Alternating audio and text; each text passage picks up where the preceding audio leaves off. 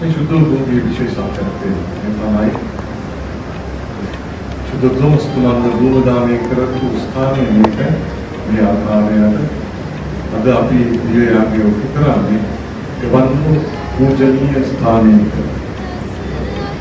ස්වාමීන් වහන්සේ වෙනුවෙන් ජීවිතයේ තුලක එල්ලෙන් මේ පහරකා තමන්ගේ ලබැත්ත විවෘත කරලා ස්වාමීන් වහන්සේගේ ඒ කුරුසියුද ලබැත්ත විවෘත කිරීම සිහි කරන මොහොතක්.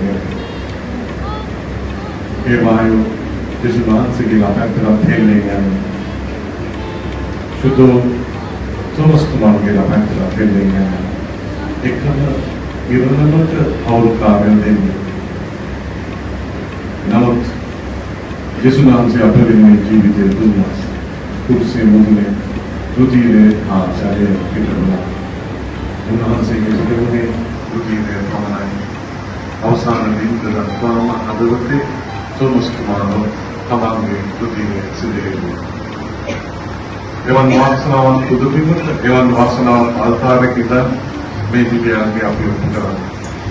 අපගේ සිත් සතන් එක්ලස් කරගෙන ස්වාමීන් වහන්සේගේ හිතව අපතම අපේ ජීවිතයන් වෙනස් කරන සාධකයන් බවට පත් කරන මේ වන්දනා ගමනක් වෙනවා.